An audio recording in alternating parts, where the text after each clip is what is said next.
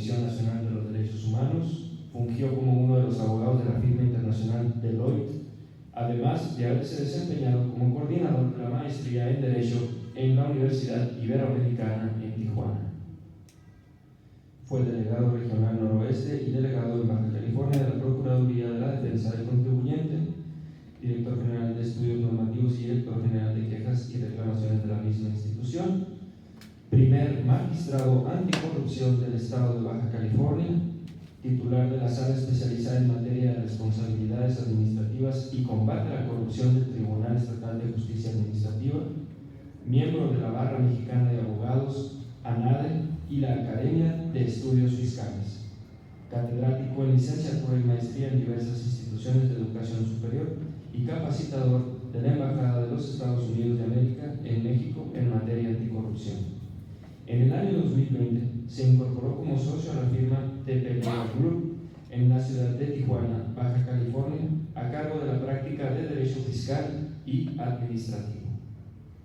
El día de hoy tenemos a bien escuchar su presentación denominada Combate a la Corrupción y Pago de Impuestos en México.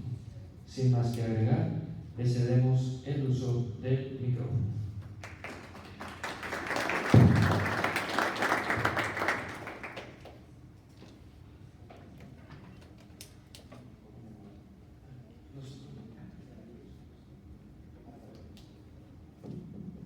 Muy buenos días.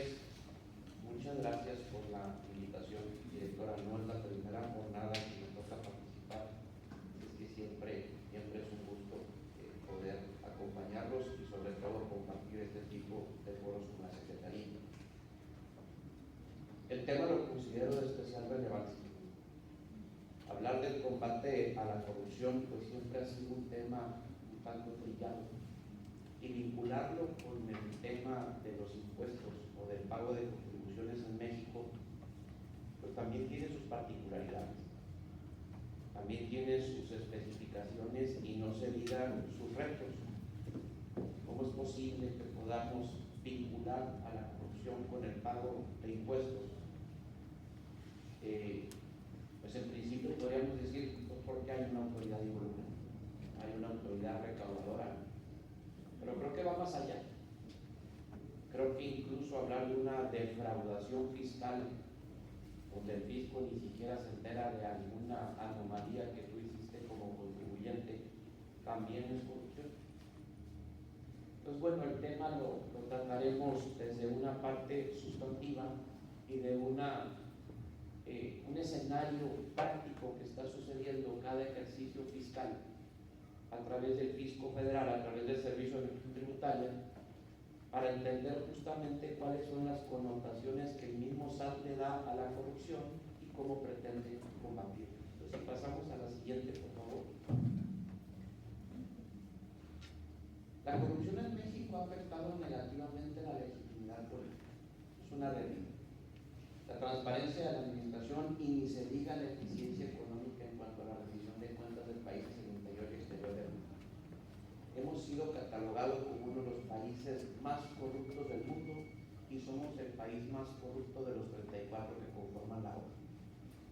De 190 países que se estructuran para el tema de la estadística de corrupción, estamos en el lugar 140, siendo el uno el menos corrupto. La corrupción en México nos cuesta aproximadamente 500 millones de dólares al año. Es algo grave, es algo delicado. ¿Por qué? Porque al final de cuentas, mucho de ese dinero podría destinarse, sin duda, al gasto público. Y el gasto público pues, nos daría mejor infraestructura, mejor servicio, mejor ciudad, mejor estado y mejor mar. Entonces, algo está pasando. Este es el escenario actual. Es un costo elevadísimo. Estamos en un índice estadístico sumamente deplorable, sumamente grave. Y sin embargo, a mí me llama particularmente la atención que por lo menos en la Constitución de Baja California, y no lo digo como crítica, sino como análisis, por lo menos en la Constitución se establece con toda claridad que es un derecho fundamental que debe ser incluso garantizado por la propia norma fundamental del Estado, el derecho a vivir libre de corrupción. Caray, ¿cómo lo entiendo? ¿Cómo garantizo la libertad o esa libertad de vivir sin corrupción? Sería tanto como remontarnos a la Constitución de Estados Unidos, ¿no? O a la Declaración de Independencia de ese país de 1776, donde dice: nosotros sostenemos como derechos inalienables la vida, la libertad y la búsqueda de la felicidad. Caray, decía yo como abogado, ¿cómo carajos vas a garantizar la búsqueda de la felicidad cuando esta puede ser tan subjetiva? Bueno, la misma pregunta me hago hoy en día, y lo veo desde un aspecto doctrinario académico, analítico.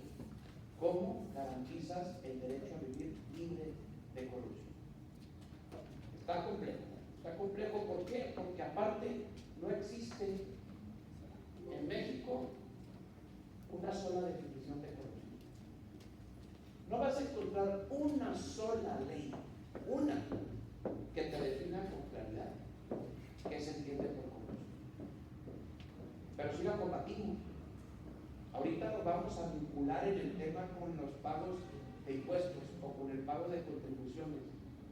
Caray, te sorprenderías que en México tampoco hay una sola ley que te defina qué son los impuestos. Vete al artículo 2 del Código Fiscal de la Federación, donde supuestamente te tienen que definir cuáles son las contribuciones en México, que son los impuestos, las aportaciones de seguridad social, las contribuciones de mejora, el pago de derechos, y la primerita de los impuestos, pues claro, es lo que más pagamos. Y te dice, son impuestos aquellos supuestos de la ley en los que se encuentra el contribuyente y que no sean aportaciones de seguridad social, contribuciones de mejoras o pago de derechos. Así, con esa literalidad. Caray, estamos en un escenario rústico para el combate a la corrupción en México, por lo menos en una doctrina, por lo menos en una especificación jurídica que nos puede dar la norma, por lo menos el derecho positivo, pues. ¿Por qué? Porque no existe una sola definición en México que me diga qué es corrupción en una ley, pues. Pero bueno, todos lo entendemos, ¿no? Todos sabemos perfectamente qué es corrupción cuando hablamos de corrupción, y todos sabemos perfectamente qué son impuestos cuando hablamos de impuestos. Vaya, no inventes, Iván, no te claves con eso, sigue adelante. Pues sí, seguimos adelante. En 2015 comienza una nueva era en materia de combate a la corrupción en México. Creo yo que se marcan nuevos paradigmas, por lo menos jurídicos, ¿no? Pues a partir de ese año se publican una serie de leyes que consolidan todo un sistema nacional anticorrupción, como lo decía ahorita Sergio Guajuca en la exposición anterior. Una norma fundamental de anticorrupción ha resultado ser, sin duda, la Ley General de Responsabilidades Administrativas. Y esta tiene sus correlativas en cada entidad federativa. Y a mi juicio es un ordenamiento que resulta un tanto agresivo. A mí se me hace que es una ley sumamente agresiva, porque sanciona con mayor ahínco, con mayor énfasis, con mayor saña a los particulares que a los servidores públicos. Es una ley que puede, dicen en México no existe la pena de muerte. ¿Neta? ¿Neta no existe? Si ya cambiamos la Constitución y el artículo primero ya establece que toda persona gozará de los derechos humanos, ¿no?, que prevé esta Constitución, y las garantías para su protección, entonces toda persona ya implica persona física y moral. Antes decía todo individuo gozará de las garantías individuales que otorga esta Constitución. Pero resulta que una ley de esta naturaleza puede ordenar la disolución de tu empresa por un acto de corrupción. Y que te ordenen la disolución de una empresa, pues al final de cuentas puede ser una modalidad de matar a una persona moral, eso sí. ¿Por qué? Pues porque la dejas inexistente, la liquidas, la destruyes. Y no así con los servidores públicos. No digo que estemos en una guerra entre unos y otros, o cuál sea más o menos culpable. Jamás había visto yo una ley que sancionara así a un particular, y jamás había visto que las penas fueran de hasta 130 millones de pesos, de una disolución de la sociedad, de una inhabilitación prácticamente permanente, para que no pueda, prácticamente porque deja maniatado una empresa por más de 10 años que se dedica a licitaciones públicas y que no pueda licitar. Es un absurdo, pues. Ahora, sí, incurrió en actos de corrupción, probablemente sí. Yo nada más estoy diciendo que la ley está siendo, para mi gusto, mucho más agresiva en contra de los particulares que de los servidores públicos involucrados.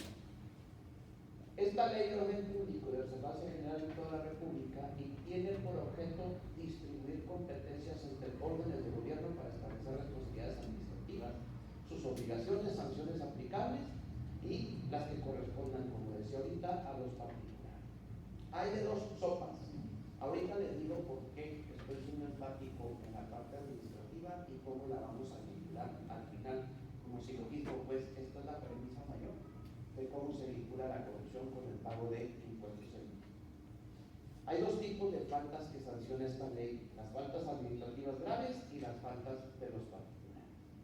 Las faltas administrativas graves de los servidores públicos catalogadas en los términos de esta ley, y la sanción corresponde al Tribunal Estatal o Federal de Justicia Administrativa, que por cierto saludo con mucho gusto y cariño a mi amigo Juan Valdivieso, magistrado juez del Tribunal Estatal de Justicia Administrativa aquí en la ciudad de Tijuana. Las faltas de particulares, los actos de personas físicas o morales privadas que estén vinculados con faltas administrativas graves, cuya sanción corresponde al tribunal en los términos de la misma ley. Estas serían, pues yo creo que los puntos clave que va a sancionar esta ley, en los que pudieran estar involucrados tanto particulares como servidores públicos: el soborno, la participación ilícita en procedimientos administrativos, el tráfico de influencias, que en México casi no existe, utilización de información falsa, obstrucción de facultades de investigación, la colusión, el uso indebido de recursos públicos y la contratación indebida de ex-servidores públicos. Yo creo que esta traía un nombre y apellido en el gobierno actual para algún otro gobernante anterior a nivel federal.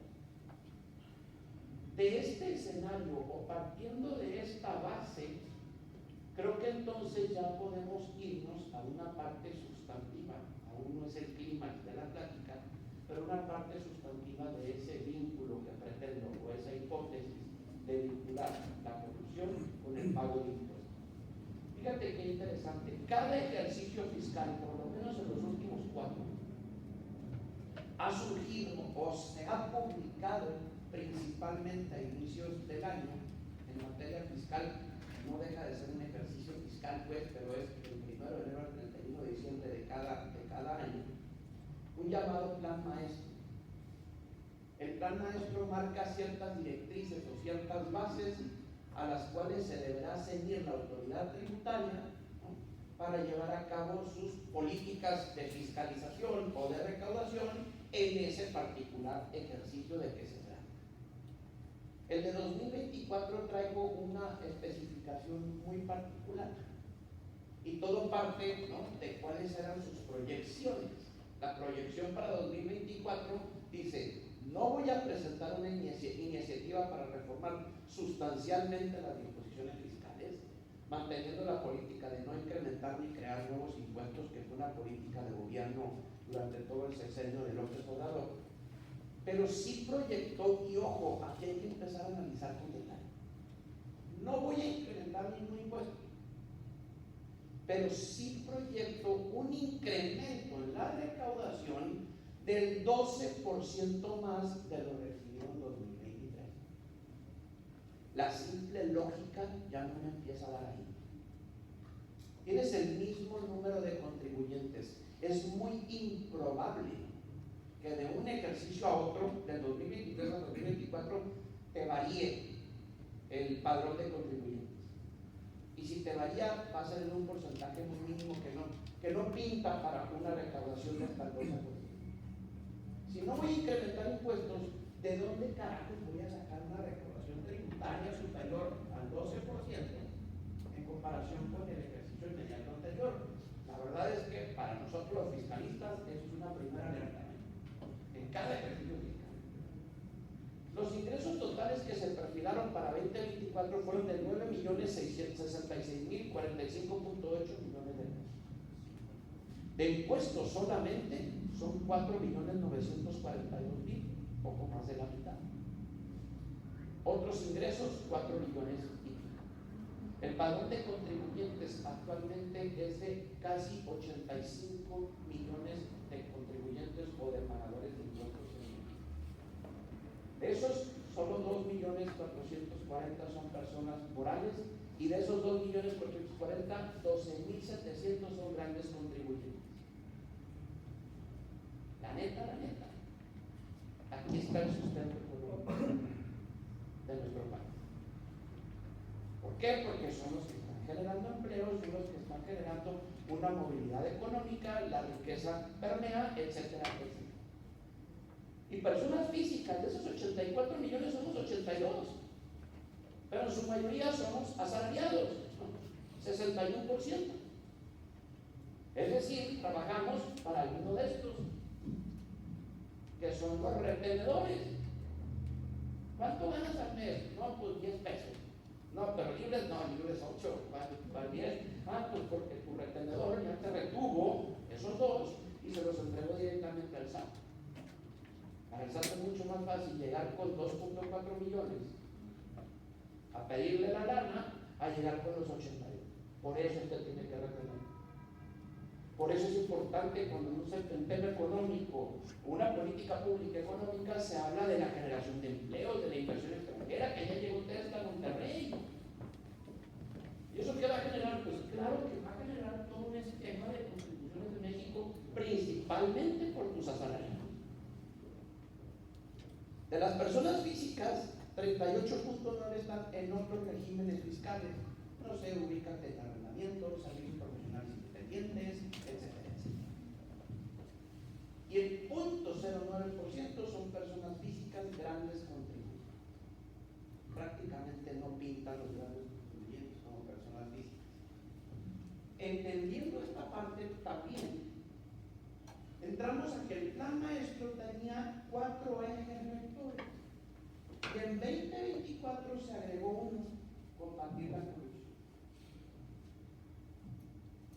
Estoy tratando de que vayamos por bloques para ir juntos de la mano hacia la hipótesis. ¿Cómo le va a hacer el SAT, decía yo, en ese 12% de recaudación que pretende incrementar, sin un nuevo impuesto o un aumento de tributo? Aquí en Baja California sí hubo cambios por allá en el impuesto de nómina, ¿no? Pero no son sustantivos, pues, de acuerdo con el impuesto federal. No se vincula. Entonces digo, sí, vas a aumentar la eficiencia recaudatoria. Pues aquí sí hay historias de terror, ahorita les voy a platicar. Pero bueno, te la compro porque siempre tienes que tender a mejorar tus procesos. ¿Vas a bajar la evasión y la elusión fiscal? Híjole, pues yo creo que con la eficiencia recaudatoria o con un programa de fiscalización muy efectivo, mejores y mayores visitas domiciliarias o revisiones de escritorio, qué sé yo. Combatir la corrupción. ¿Cómo combates la corrupción? Por lo menos ya lo traen en el tintero de una política fiscal. Por lo menos ya lo trae en una agenda pública, el servicio de administración tributaria, el fiscalizador por excelencia de todo el país. Ya trae el tema y el término. Por eso al principio empezaba yo diciéndole, nadie nos define qué es corrupción, aunque todos lo sabemos, pero ya hay el término en documentos oficiales, que es un plan maestro de cómo combatir la corrupción. Aquí no se ve muy bien, en el combatir sí. En combatir la corrupción, firmeza ante prácticas corruptivas. Whatever that means, perdón. Fortalecer la aplicación de la normatividad y la defensa del interés fiscal. Eso ya me hace un poco más de lógica. Denunciar, investigar y dar seguimiento a los posibles actos de corrupción. Caray, decía yo, pero ¿al SAT qué le importa denunciar un acto de corrupción? Pues a lo mejor por las faltas administrativas graves que vimos, ¿no? A lo mejor es un tema de decir, oye, fíjate que me di cuenta que en mis aduanas, bueno, que ya no es fisco, ese ya es, sí es fisco, pero de una característica diferente. Me di cuenta que en un programa de de comercio exterior o en un tema de pago de impuestos internos, que es impuesto de la renta o IVA, pues tú tenías que pagar 10 pesos, te corrompiste con el órgano fiscalizador, pagaste solo 5, a él le diste 2 y ya te quedaste con 3 de ahorro de los 10 que debías. Eso lo voy a denunciar porque aparte me debiste de haber dado una recaudación superior. A mí me debiste de haber dado 10 y yo solamente recaudé 5 por un acto de corrupción. Bueno, podría ser, pero estamos dentro del mismo escenario de los 500 millones de dólares anuales. Es decir, ya está contemplada esa corrupción, ya la tenemos identificada.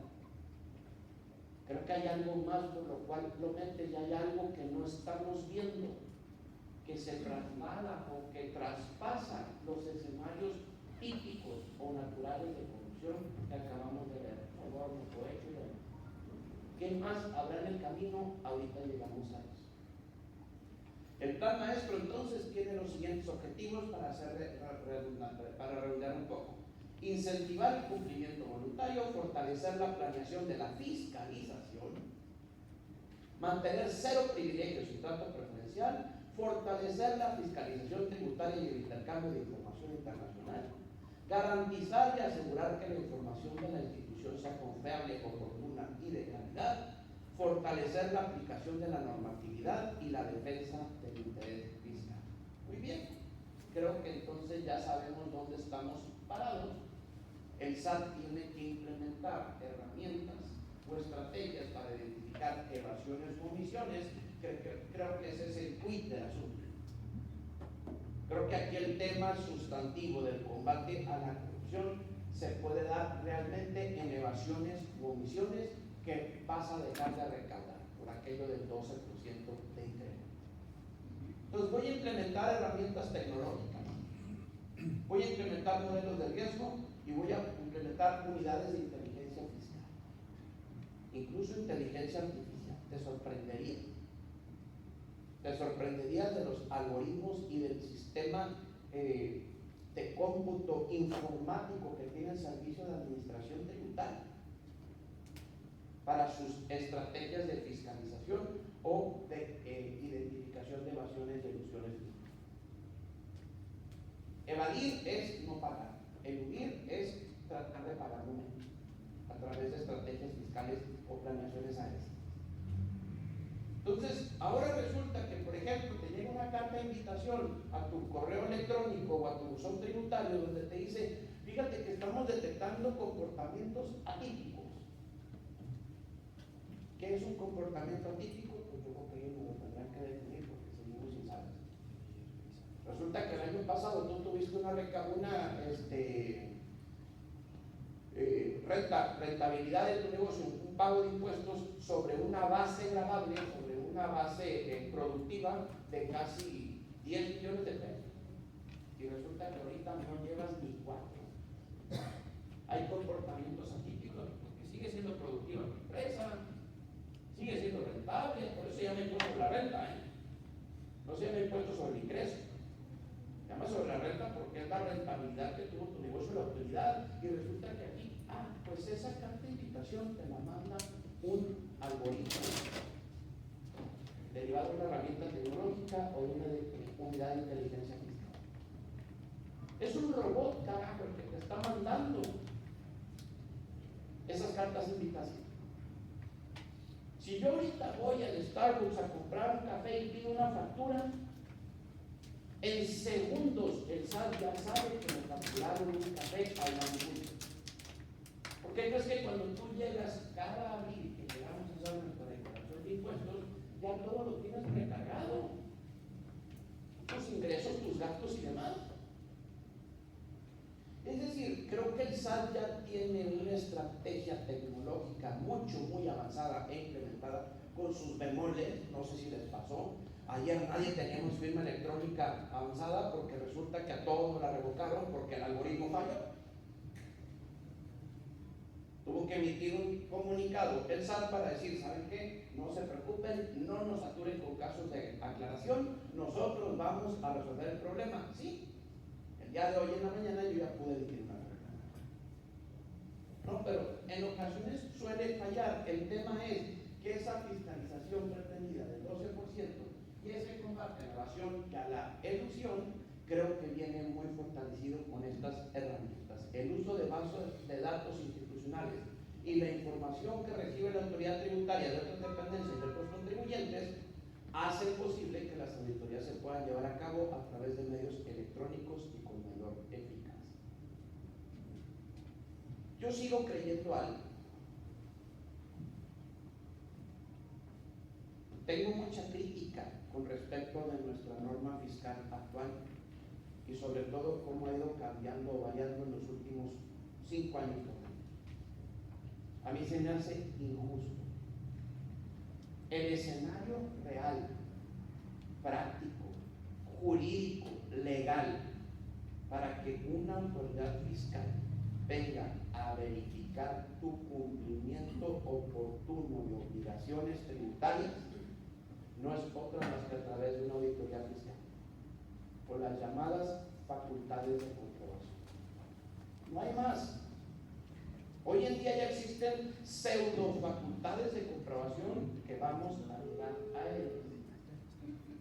El Código Fiscal de la Federación te dice: las contribuciones se causan conforme se realizan las situaciones jurídicas o de hecho previstas en las leyes fiscales vigentes durante el lapso en que ocurren. Dichas contribuciones se determinarán conforme a las disposiciones vigentes, pero corresponde a los contribuyentes la determinación de las contribuciones a su cargo, salvo disposición expresa en contrario. En México vivimos auspiciados bajo un principio que se llama autodeterminación de contribuciones. Cada 30 de marzo una empresa está presentando su declaración de impuestos en México. Cada 30 de abril una persona física, como ustedes y como yo, estamos presentando nuestra declaración de impuestos como personas físicas. Nosotros determinamos nuestras contribuciones. El hecho de que ya esté precargada la información no implica que esa sea correcta, es una herramienta informática de ayuda. Tú siempre puedes estar en contra y variarla, pues tú autodeterminas tus contribuciones de acuerdo a un mandato legal. Las leyes fiscales mandan, permiten o prohíben. Y esta me está ordenando, me está mandando que corresponda a los contribuyentes autodeterminar o determinar sus propias contribuciones. Una auditoría lo que pretende es revisar si efectivamente te determinaste correctamente. La autoridad para eso tiene solo 5 años. Es decir, mi declaración de impuestos de 2024 yo la voy a presentar en abril de 2025. Hasta el 2030 tiene la autoridad para revisarme lo que yo hice en 2024. ¿Qué pretende una revisión exhaustiva que efectúan las autoridades? ¿O qué implica? De la información contable de una persona físico-moral a efecto de comprobar el cumplimiento oportuno de su obligación. Por las zonas geográficas es obvio que predominarán las auditorías en materia fiscal federal, tanto por autoridades centralizadas como del gobierno del Estado, que determinarán un diagnóstico detallado de las fallas de incumplimientos incurridos por los contribuyentes. Esta es otra. En México te fiscaliza la Federación, el Estado y el municipio. Dice el artículo 31, fracción cuarta de la Constitución, palabras más, palabras menos. Es obligación de los mexicanos contribuir para los gastos públicos, ya sea de la Federación, Estado o municipio en el que residas, de manera proporcional y equitativa, de la forma en que dispongan las leyes. En un estricto sentido, Baja California pudiera, si quisiera, imponer impuesto sobre la renta, IVA y IEPS. Y el municipio también. Pero si no, un absurdo que nosotros pagáramos en los 3 niveles de gobierno el mismo impuesto. Por eso nos coordinamos a la federación, por fortuna somos una federación.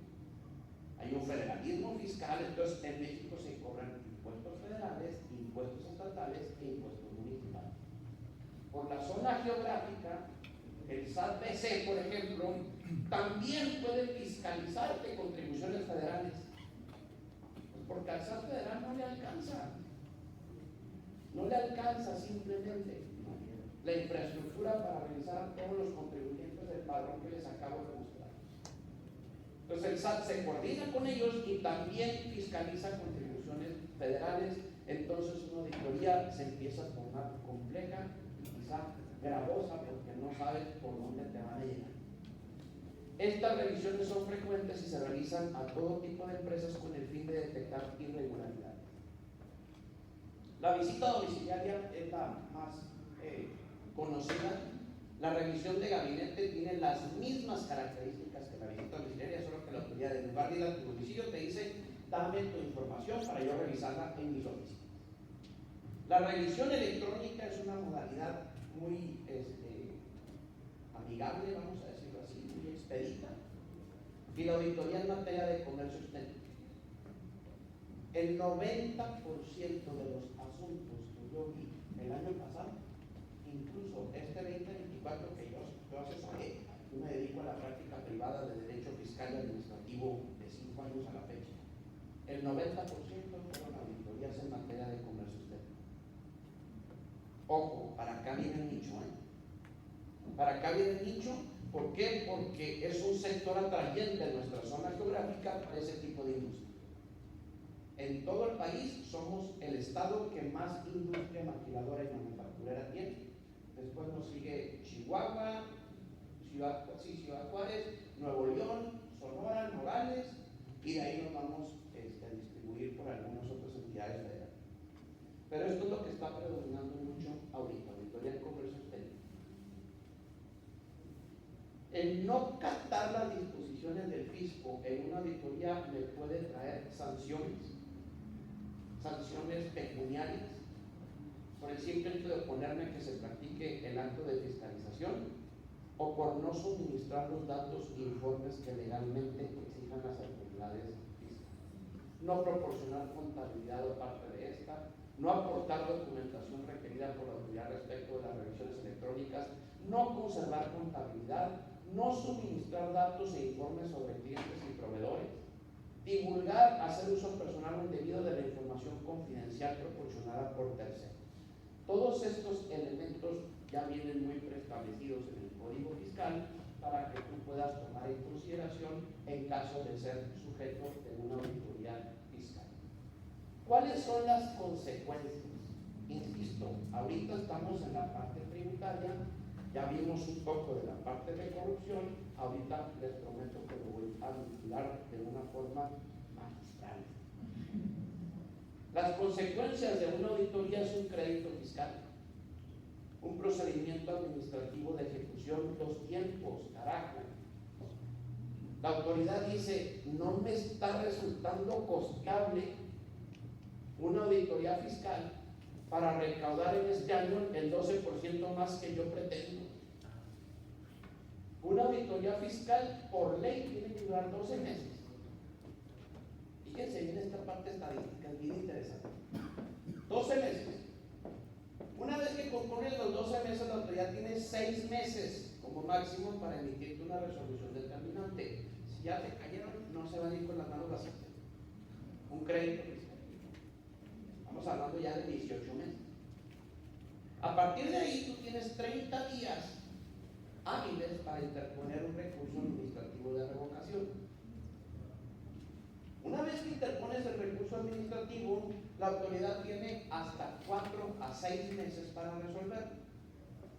Una vez que lo resuelve, tú tienes 30 días hábiles para irte al juicio contencioso administrativo, o el llamado juicio de nulidad. El juicio de nulidad mínimo, a como están las cargas ahorita del Tribunal Federal, te va a durar 2 años. Una vez que concluye el proceso en el Tribunal Federal de Justicia Administrativa, tú tienes 15 días para irte a interponer un juicio de amparo directo que va a resolver un colegiado. Una vez que llegas con el colegiado, te va a tardar mínimo 1 año, año y medio en resolverse. Una vez que te dé la respuesta, pues a lo mejor en una de esas nos vamos a amparo revisión, si no me satisfizo la resolución. Luego tú estás hablando de poco más de 5 años como mínimo para que te cobren un crédito fiscal que derivó de una auditoría. ¿Y el 12% dónde quedó? No me conviene, dice la autoridad. Ya sé, la neta sí sé que es lo único, legalmente hablando, con lo que puedo ejercer facultades de revisión. Pero no me está resultando suficiente ágil ni mucho menos práctico. Voy a explorar otros escenarios, incluso hasta la responsabilidad solidaria. Te voy a platicar un caso. Les juro que no me estoy saliendo de tema. Pero hay una empresa maquiladora que le determinan un crédito fiscal derivado de una auditoría de las que les estoy platicando de 1,000 millones de pesos. Es real el caso. Cuando el SAT quiere venir a cobrar, la empresa ya se desapareció. Ya no está aquí la empresa, no encuentran a los socios, no encuentran sus domicilios, se los tragó la tierra. 5 años después de que eso pasó, a 2 de sus empleadas, asalariadas, que tenían cargos gerenciales, pero gerentes administrativas, una era la gerente contable y otra la de recursos humanos. A cada una, te lo juro, a cada una le determinó una responsabilidad solidaria del 100%, y a cada una le fijó un crédito fiscal de 1,000 millones de pesos. A una hasta le sustrajeron dinero de su cuenta bancaria, casi 300,000 pesos que le había dado su marido. Insisto, es real la historia. Yo estoy defendiendo ahorita el caso ante el Tribunal Federal de Justicia Administrativa. Les puedo asegurar, y no es por vanagloriarme, de verdad, no es por darme vueltas de pecho, no estoy cobrando un solo peso por eso. ¿Cómo carajo vas a cobrar un honorario por un crédito de esa naturaleza? Y más a alguien que sabe perfectamente que vive exclusivamente de su salario. O sea, no es el administrador único, no es el consejo de gerentes, no es el presidente de la compañía. No inventes. No se vale. No se vale por una táctica recaudatoria, como te dije acá, donde buscas una estrategia para identificar evasión y ilusiones, pero sobre todo fortalecer tu fiscalización y fortalecer la recaudación. Caray, no va por ahí. Creo que también eso es corrupción, porque por cumplir unas metas oficiales que te está exigiendo tu propio organismo al cual trabajas, unas metas recaudatorias, ¿sabes tú que al recaudador que emitió ese crédito ya le cuenta, se pague o no, solo por emitirlo, ya le cuenta en su esquema de recaudación que previó para ese año? O sea, no inventes, no se vale,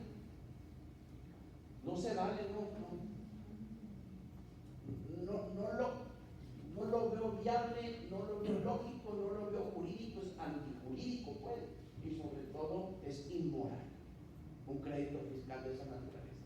Ya les platicaré cómo nos va en el tribunal y con este nuevo poder judicial de la federación que se avecina, a ver quién me va a tocar como juzgador, y pues que Dios nos agarre confesados con estas 2 mujeres.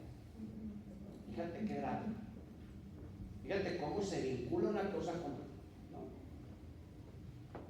Los medios de defensa que yo tengo para ese tipo de asuntos son un recurso administrativo de revocación, revisión, inconformidad, ante el INPI o el Infonavit también incluso, un juicio contencioso administrativo, un juicio de amparo, por organismos protectores de derechos humanos, como lo es la Procuraduría de la Defensa del Contribuyente, por citar un ejemplo. Ahora bien, por lo que hace a temas de corrupción o faltas administrativas y delitos fiscales, en principio les decía yo, una sanción, ya para entrar al vínculo, al puente entre ambas materias, una sanción por un acto de corrupción administrativa, les decía yo, es de 130 millones de pesos que pueden sancionar al particular, a las personas morales.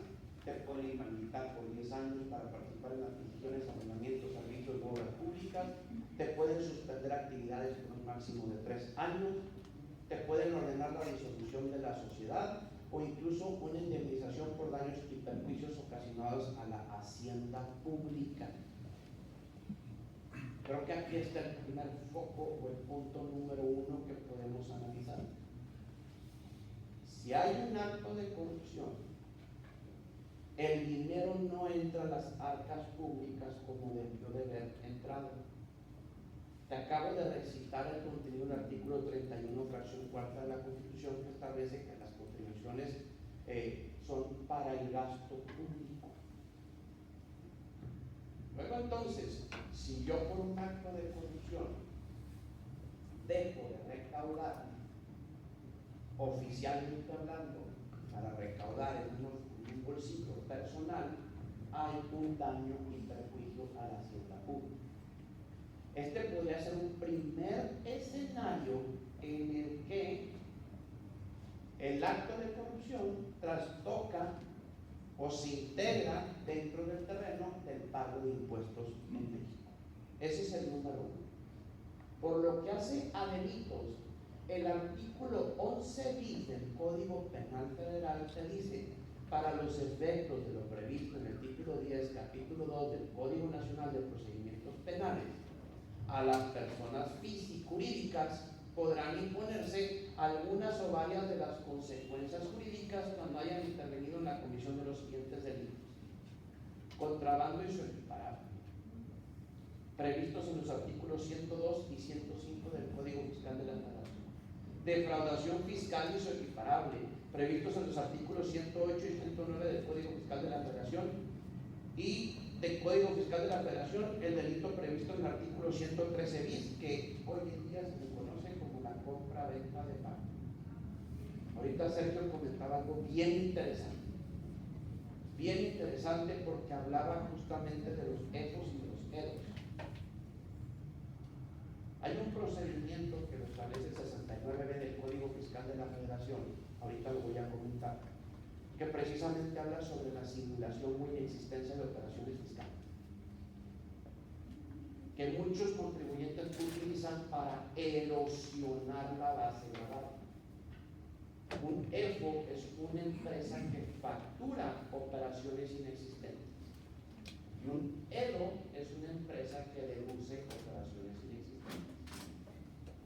Si yo les decía ahorita, por eso se llama impuesto sobre la renta, ojo, no estoy hablando de lo loco, por eso se llama impuesto sobre la renta. Si yo tuve un ingreso de 100 millones de pesos, vámonos a un escenario natural de contribuyente, pero tuve deducciones de 80 millones de pesos, es decir, gastos, mi utilidad realmente fue de 20 millones, no de 100. Y sobre esos 20 voy a pagar. Pues, ¿qué crees? Hay que buscar cómo carajos deducir esos 80 millones. Hay muchas ocasiones, es una práctica cotidiana, que esto se da a través de esquemas de operaciones inexistentes o la llamada compra-venta de facturas para erosionar la base gravable, bajarla pues y pagar un monto mínimo de impuestos. Y ya después a lo mejor hasta la fusionamos con una empresa que traiga pérdidas fiscales, y como ya se fusionaron y solamente quedó una, me traje las ganancias acá y las pérdidas de esta, pero las pérdidas fueron mayores. SAT, no solo te tengo que pagar, sino que tú me debes a mí. Dame una devolución de impuestos, porque ya en la contabilidad conjunta de las dos empresas, que ahora ya es mi empresa porque se fusionaron, pues resulta que ya tengo un saldo a favor. Entonces, el esquema de tributación en México, en un panorama malandrón, pues, por decirlo así, está bien interesante porque es toda una delincuencia organizada. Es todo un esquema de defraudación fiscal impresionante, que es lo que va a sancionar también el Código Penal. Pues ya tengo por un lado una empresa que comete actos de corrupción de los que establece la ley, va a ser sancionada administrativamente. En materia tributaria, si cometo yo cualquiera de estos delitos, voy a ser sancionado penalmente. ¿Qué tiene que ver esto con actos de corrupción? Ahorita lo voy a ver con el TENEC. El TENEC es la cereza en el pastel de esta plática, y es justamente la que nos va a dar ese puente de comunicación entre corrupción y pago de impuestos. Pero fíjate que hay algo bien interesante. Creo que lo iba a comentar un expositor también en el día de hoy. Sin embargo, si no es así, sí les quiero hablar un poco de las políticas de integridad empresarial. La ley con la que empecé hablando, que es la Ley General de Responsabilidades Administrativas, prevé en su artículo 25, si no me equivoco, una política de integridad. Y una política de integridad funciona como documento normativo o reglamentario hacia el interior de la empresa y tiene como finalidad evitar riesgos y establecer medidas de prevención contra actos de corrupción. Si tú tienes en tu empresa un manual de organización, un código de conducta, un sistema de control, vigilancia y auditoría, un sistema de denuncia, un sistema de capacitación, políticas de recursos humanos, mecanismos de transparencia, cumples con la normativa y tienes una política de integridad empresarial. ¿Para qué me sirve? Es una herramienta mágica. Es un blindaje total para tu empresa, por lo menos para evitar la pena de muerte de la que yo les hablaba como broma. Hacia tu empresa, es que resulta que ahora las empresas, penalmente hablando, también son sujetos de responsabilidad penal, como empresa. Claro que no vas a meter a Walmart al bote, ¿verdad? Pero sí puedes ordenar su disolución, su inhabilitación y demás, penalmente hablando, no solamente administrativo. Entonces está bien interesante porque la propia ley te dice, ahorita se los voy a demostrar, que si tú cuentas con políticas de integridad empresarial para prevenir actos de corrupción, se tienen que mitigar un poco. Se reducen. El juez o el magistrado tendrá que tomar en consideración que tú tengas o no tengas políticas de integridad para emitir una sanción penal o administrativa. Te impresionarías cuántas empresas macro en México ya tienen esas políticas. Métete a Coca-Cola, ponle políticas de integridad empresarial en el Google, dijera Guapuga, en el Google que ayer cumplió años, ¿no? Métete a buscar políticas de integridad empresarial de Coca-Cola y te van a salir sus políticas. Hace no mucho tiempo, este mismo año me contrató una empresa muy grande, nos contactó una empresa muy grande a nivel nacional que se dedica a la producción y distribución de tanques de oxígeno, tanques de gas, oxígeno para la industria médica. Pero es grandísima, y me dice, oye, nos enteramos que tú manejas en tu despacho este tipo de asuntos, ¿me puedes hacer mis políticas de integridad? La respuesta es sí. ¿Me puedes hacer una cotización? Claro, se la hice y entramos, por lo grande que es la empresa, entramos a una licitación. Yo pensaría que aún no se resuelve y si ya se resolvió, pues no nos ha favorecido esa empresa, ¿no? Con la decisión que se tomó en la licitación, alguien licitó mejor que yo o algo más.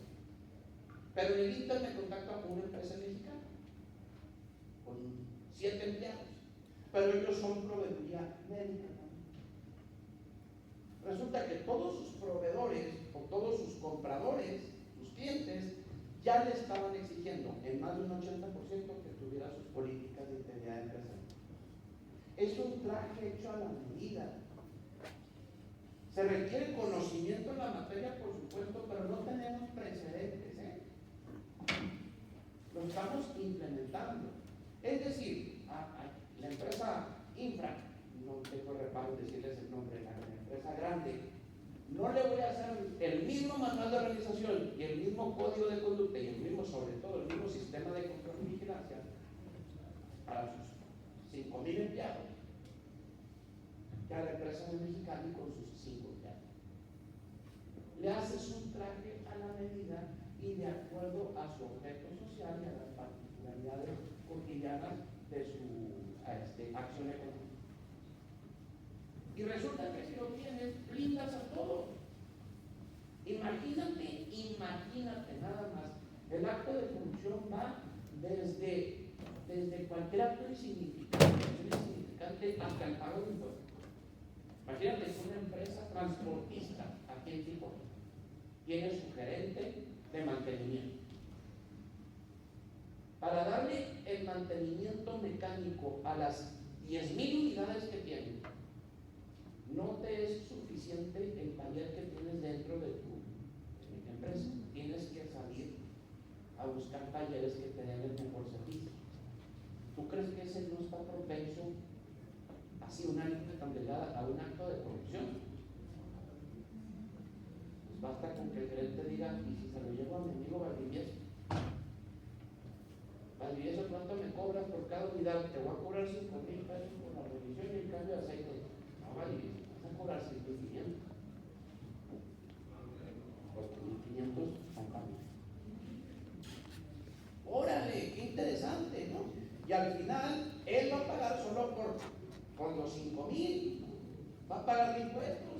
O sea, fíjate cómo se empieza a diluir y cómo se empieza a amarrar un caso con otro, donde la corrupción empezó de un tema de una decisión interna de empresa. Pero si eso genera un delito, que llegues y que cierres a la empresa transportista o ordenes su disolución por un delito que se cometió, pues no inventes, fue mi gerente, no fui yo. Como el caso de la pobre responsabilidad solidaria, ¿no? Ahora verlo a la inversa. Fue mi gerente, no fui yo. No puedo tener yo ese control. Sorry, se friega tu empresa completita. La vamos a disolver por corrupta. No, mejor sancionémoslo a él porque yo tengo manual, códigos, sistemas de denuncia, sistemas de capacitación, políticas de recursos humanos y mecanismos de transparencia. Y él lo sabía. Y él estaba avisado y fue notificado. Así es que, señor juez, matiza y mitiga el riesgo de mi probable resolución sancionadora, ¿no? Y solamente castiguemos a él, que aparte ya lo denunció penalmente. O sea, fíjate cómo puede funcionar una política de integridad como un blindaje. Estas son las empresas que están en alto riesgo y todas pagan impuestos. Construcción y trabajos públicos, utilidades públicas, propiedad de bienes raíces inmobiliarias. No me digas, caray, ya no cabemos en Tijuana. La ciudad está creciendo para el cielo. ¿Cuánto haces de línea para cruzar Estados Unidos en la mañana?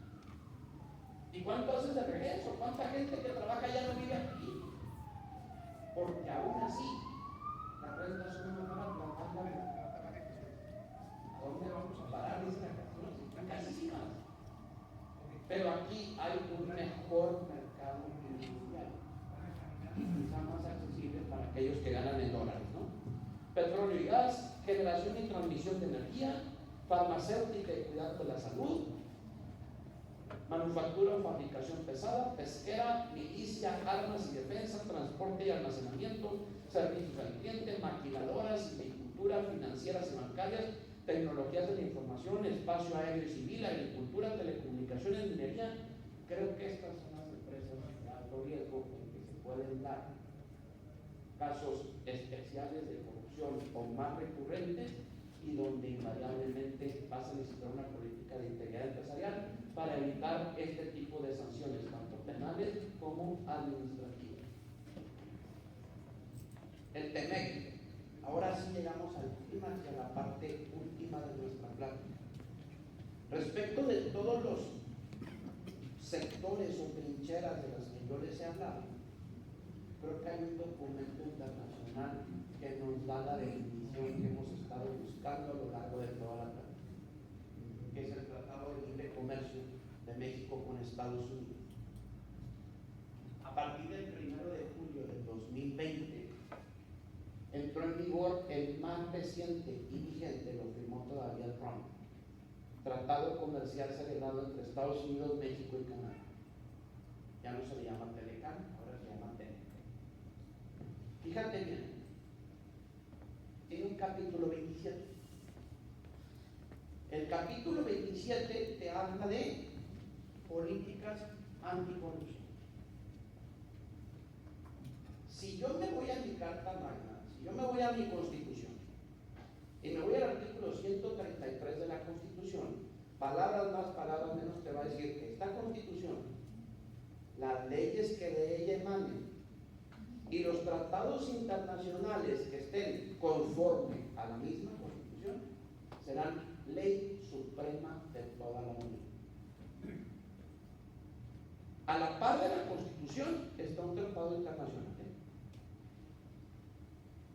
Y cuando estamos hablando de normas de naturaleza pública, corren la misma suerte que las fiscales, como les decía rato, es decir, mandan, permiten o prohíben.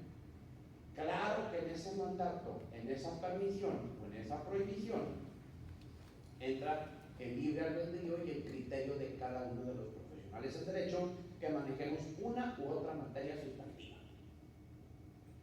Por lo que hace a la materia fiscal, si yo me voy al capítulo 27, o bueno, empecemos, para las empresas mexicanas, la entrada en vigor implica que tenga que cumplir con nuevas obligaciones en materia de prevención de la corrupción.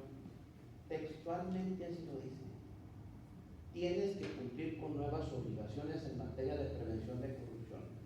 ¿Por qué creen que cambiamos muchos aspectos laborales? ¿Por qué creen que cambiamos el tema del salario mínimo?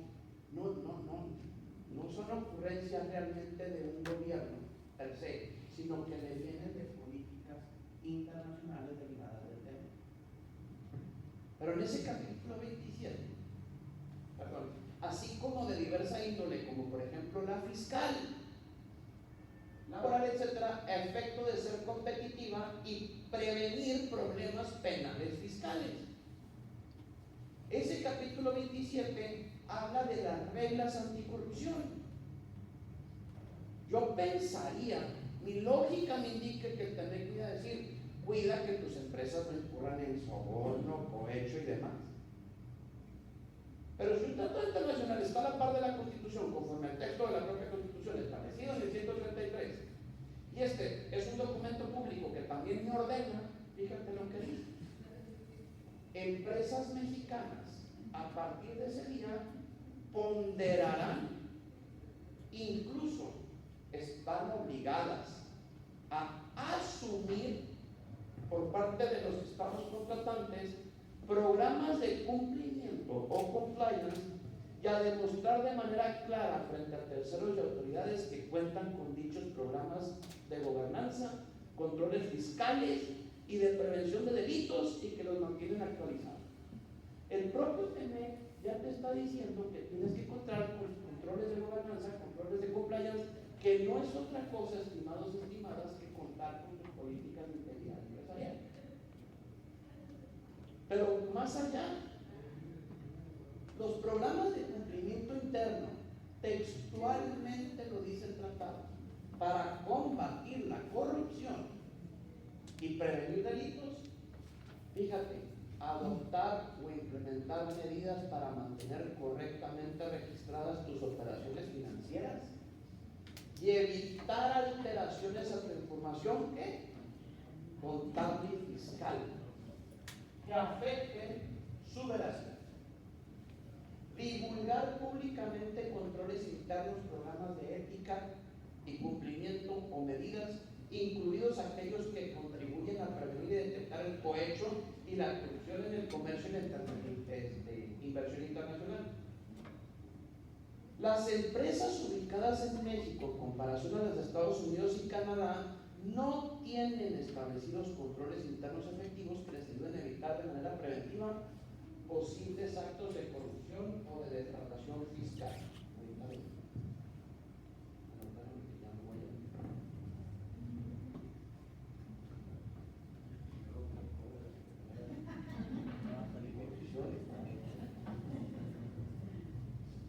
Un programa de cumplimiento que esté de alguna manera acorde con los objetivos del TEMEC y la legislación penal y administrativa vigente en México es fundamental para un saneamiento previo de negocios y consecuencias quizá reparables de extremas y contundentes que pudieran recaer en su perjuicio, mirando inclusive sus operaciones internacionales y quizá la de sus partes relacionadas en el extranjero. Me llama particularmente la atención cómo en el capítulo de anticorrupción se establece que para combatir la corrupción vincula a la corrupción con información contable y fiscal, incluso a la defraudación fiscal, o a la evasión o a la elusión. Por eso le diría yo el 11 bis del Código Penal, que son sanciones penales por ese tipo de delitos fiscales.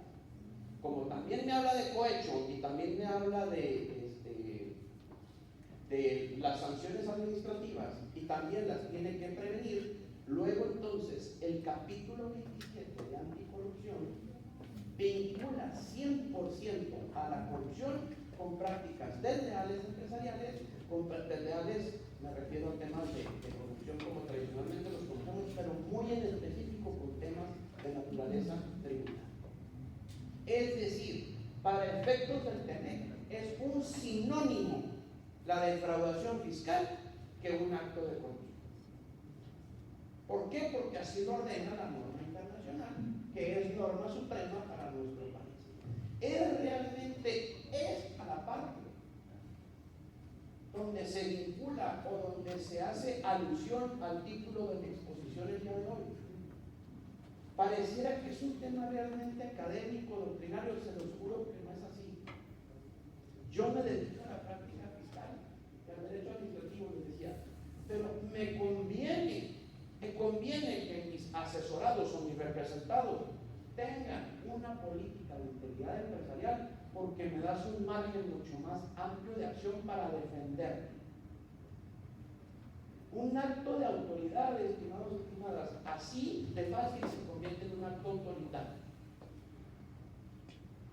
Si la autoridad tiene la razón en una sanción que te está dando, pero no funda y motiva correctamente, que son principios esenciales del derecho, si se vicia el proceso de sanción con otro acto ilegal por parte de la autoridad, entonces no está bien y es defendible.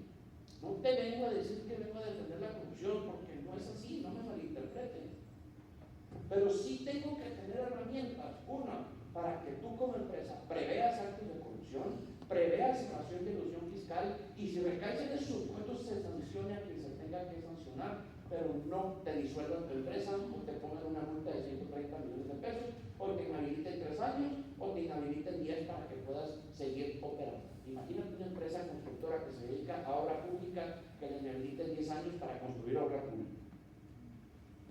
Pues no, así no va la amiga con el Señor, decían, no, así no funciona. Pero realmente, estimados, el tema de la corrupción ya va mucho más allá.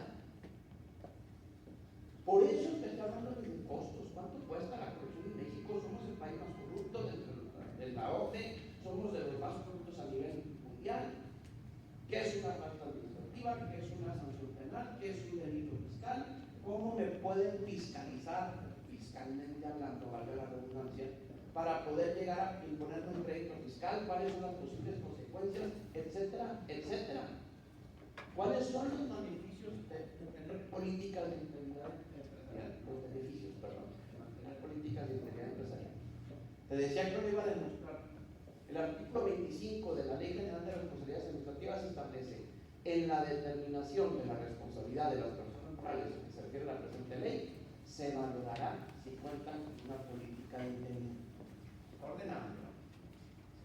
Cuando yo tuve la fortuna de ser magistrado anticorrupción del Estado, si alguien de los justiciables venía y me exigía que yo aplicara el 25 y me demostraba que tenía políticas de integridad empresarial, la sanción que en su caso yo hubiera impuesto hubiera tenido que estar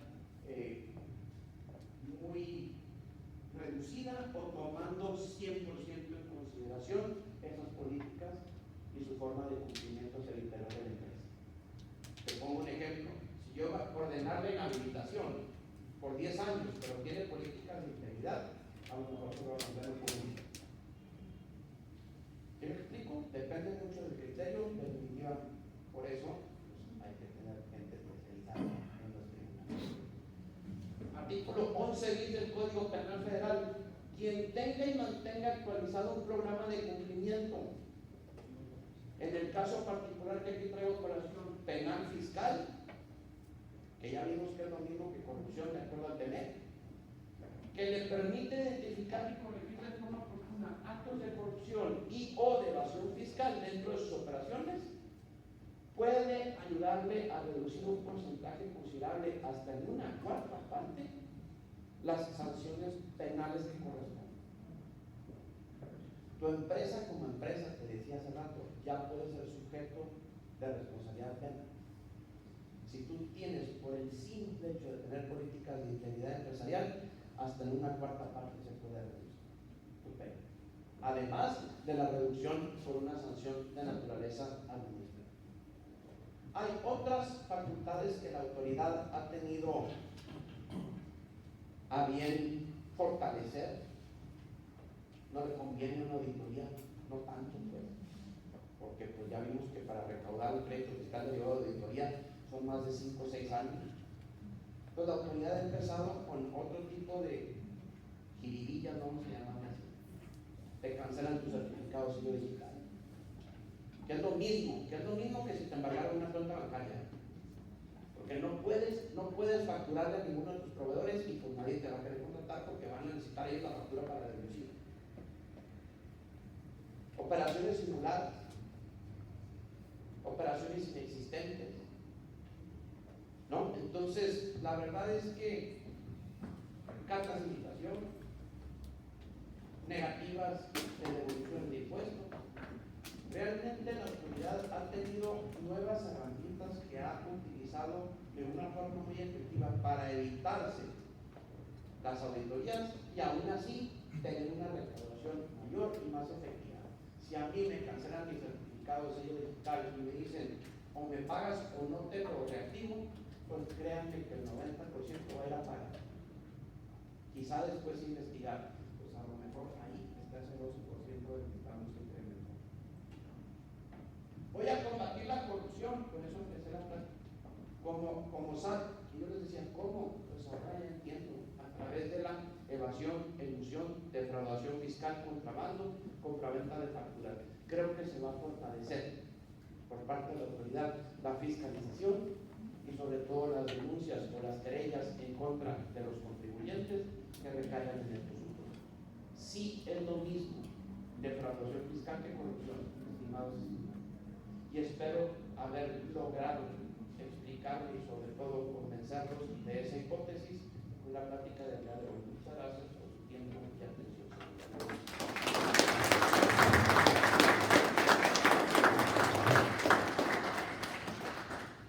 Un fuerte aplauso a nuestro estimado disertante. Muchas gracias por su ponencia. Vamos a abrir un espacio de preguntas y respuestas. Vamos a acabar solamente 3 por cuestión de tiempo y vamos a pasar posteriormente al receso para que puedan comer. ¿Okay? ¿Alguien se gusta levantar la mano para darle el micrófono? Si nos apoyan con los micrófonos, compañeros. ¿Qué tal? Buenas tardes.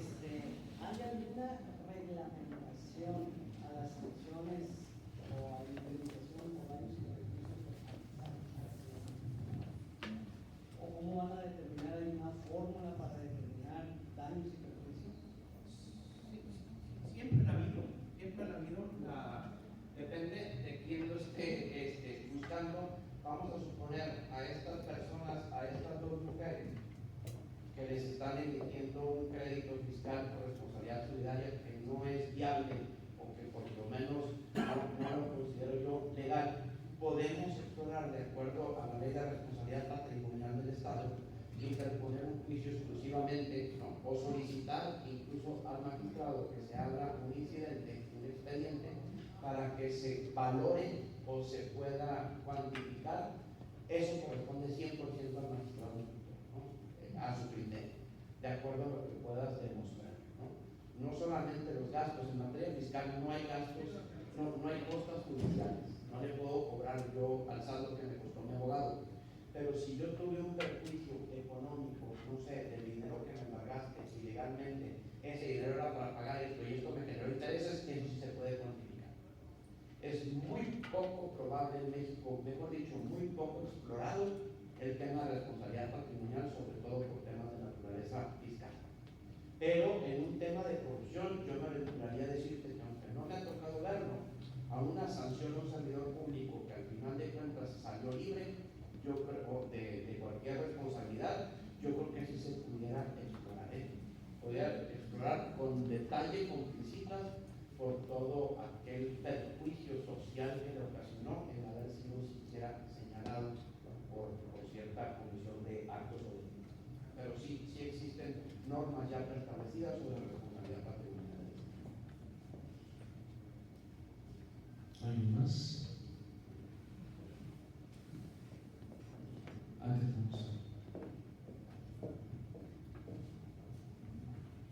Buenos días. Primeramente, felicidades por su ponencia. Lo que le voy a comentar es algo que realmente usted ha vivido, porque ha sido parte del gobierno y existe como persona física con honorarios, con actividad empresarial. En el caso del gobierno, si corrupción es igual a defraudación fiscal, lo vemos en los salarios. ¿Sí? El salario del gobierno es así y la prestación es así. Y cuando usted hace una declaración en abril, ¿sí?, donde le suman los ingresos que tuvo como funcionario público y con su actividad empresarial, obviamente el SAT le calcula, le toma el ingreso total y le toma en cuenta los impuestos que le retuvieron en el gobierno, que son así, son chiquitos. Entonces le da un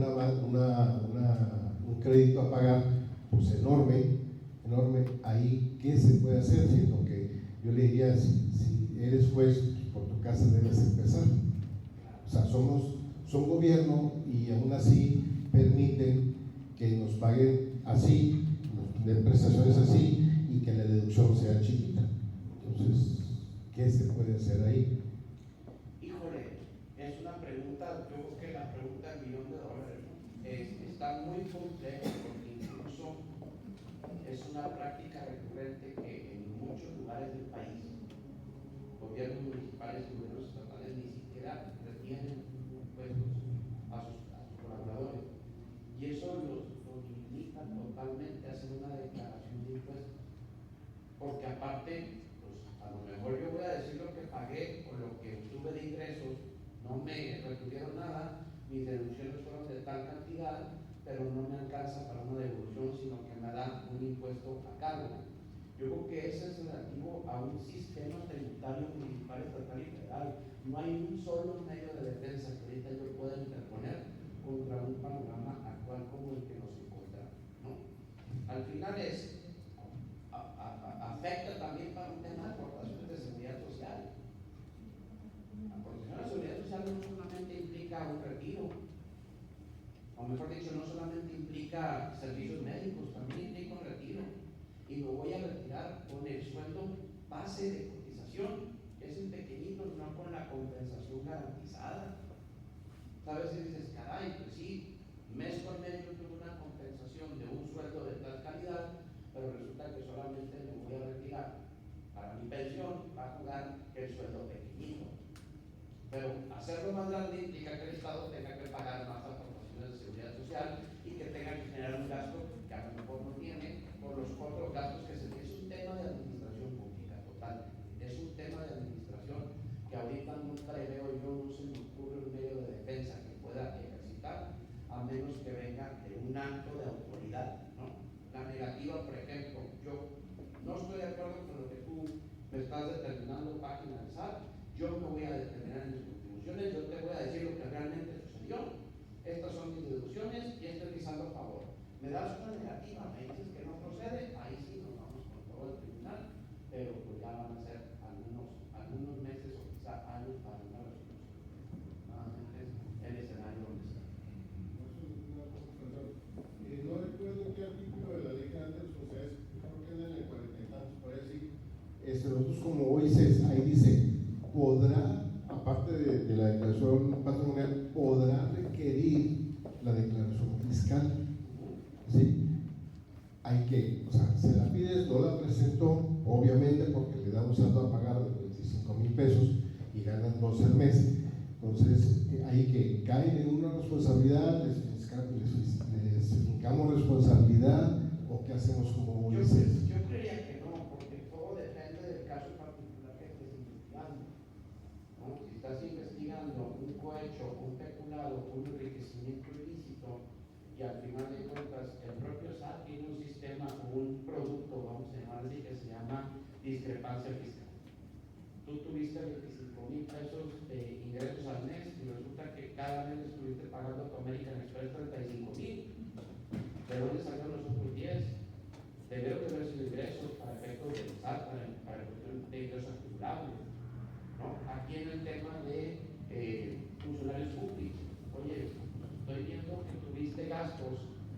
que no corresponden con tus ingresos y en tu declaración patrimonial no tienes un solo negocio o una sola renta adicional que te pueda dar esos ingresos.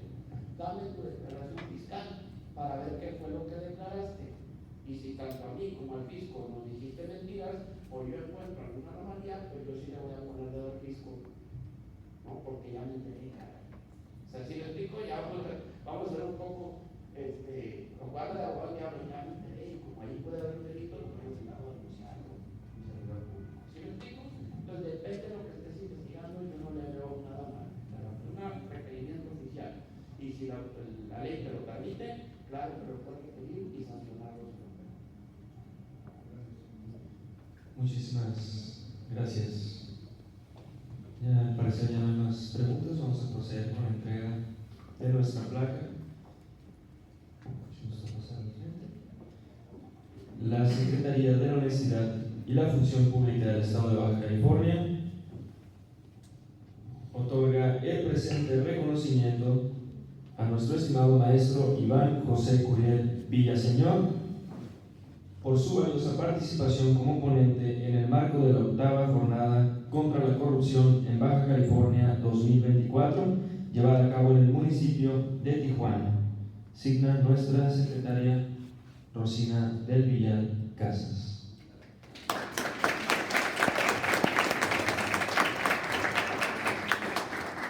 Antes de pasar al receso, queremos anunciar también la bienvenida de nuestro estimado ponente, licenciado José Ángel Santiago Abreu, que se encuentra con nosotros. Bienvenido.